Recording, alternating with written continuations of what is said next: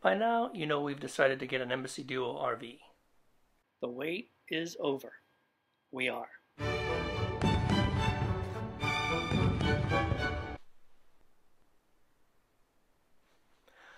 We've put down the earnest money and they've ordered our Ford Transit with the options we've requested. This is the right decision for us. But would it be the right decision for you?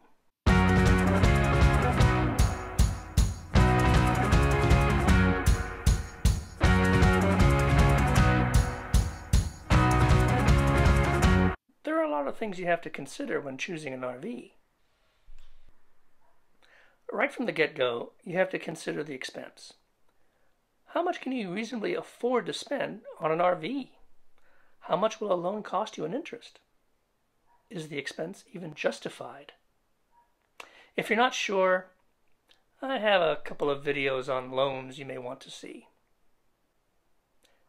In our case, we reduced spending and saved our money with a new RV in mind. We could have saved quite a bit, at least initially, by buying a used RV, or even buying a trailer or a truck camper. But for us, that wouldn't have fit our travel style. And that is the second issue you have to consider. How are you going to use that RV? You need to understand how you travel so you can narrow down your search. I mean, there are Class A, Class B, Class C motorhomes. There are truck campers, travel trailers, fifth wheels, toy haulers. It's a big list of options and floor plans to choose from. And some of those cost quite a bit less than a brand new Class B. That said, if you find a cheaper RV but it doesn't fit your travel style, it doesn't really matter if it costs less. You won't like it, and you may not even use it, so keep that in mind. Assuming you have the finances and you know what kind of RV you want, you need to see what is out there. Since Embassy makes Class B RVs, I'm going to assume that's the kind of RV you want. If not, no need to consider Embassy at all. So you go out there to look at Class B RVs, but there's an issue. Embassy doesn't use dealers, so no visiting your local dealership for a test drive. Not only that, but very rarely, if ever, will you find a used Embassy RV for sale. People keep their Embassies, and that may be an issue for some, and that's okay. If your expectations are you have to be inside that RV before you're willing to pay for it, then an Embassy, or any custom build for that matter, is probably not for you. Your best bet is to search dealers for ready-made motorhomes that, are sitting on their lot and go from there. Winnebago, Airstream, Coachman. There are a lot out there, and there are dealers across the nation that carry their models. Go for it. That isn't how custom works. If you can wait, if you can really do the research ahead of time, if you understand the expense, then custom is an option, and Embassy may be the van for you. And that brings us to something a lot of people don't quite understand: how custom builds work. They're going to cost. They're going to be new RVs, and they're going to take time to build. If finances don't allow it, or if you're looking for used, or if you want it now, don't search for a custom build. You'll just be disappointed. Many custom vans can be expensive, in the $200 to $3,000 range. Those are fully customizable prices. No way around it. That's just reality. There are no cutting corners in a fully customized build. If you have the money, then there are a few really good custom builders out there. Go for it. What Embassy does is a little different. They have controlled custom, and that can save some money. It is still a higher price than of mass-produced RVs, but I've seen some of those get quite expensive too, not sure why. The reason Class Bs vary in price is because they buy materials in bulk and build specific layouts with no modifications whatsoever. If you want a specific brand of battery, for instance, you get whatever the manufacturer puts into their build. Winnebago uses both Volta and lithionic systems, but you don't get to choose. Each one is made for a specific model. That isn't a bad thing.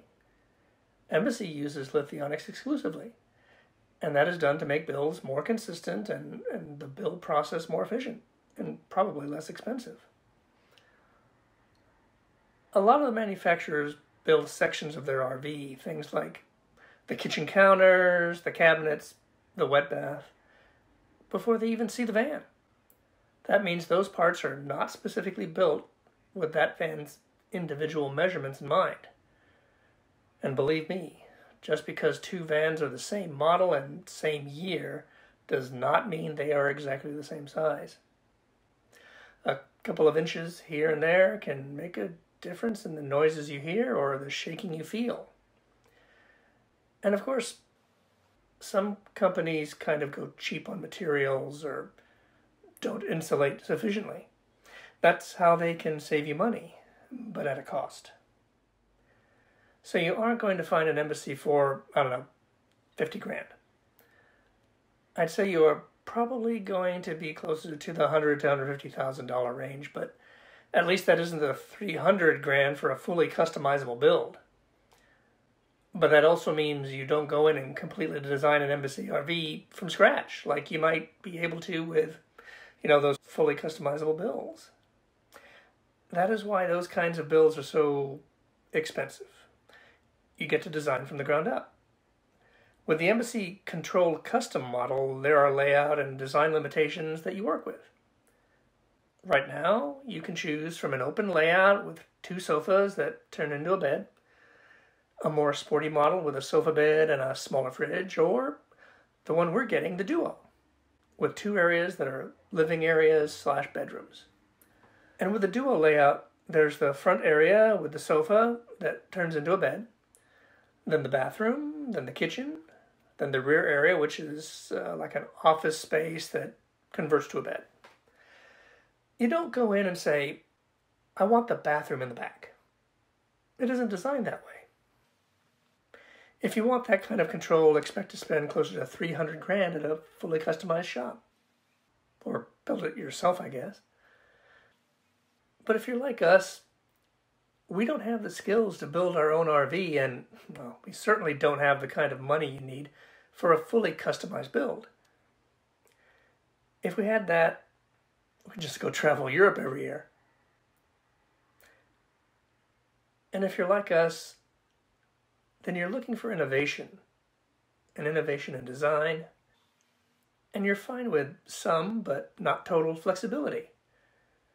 You're confident enough to know what you want and what you can afford, so you don't need to test drive the RV or shop around at dealerships.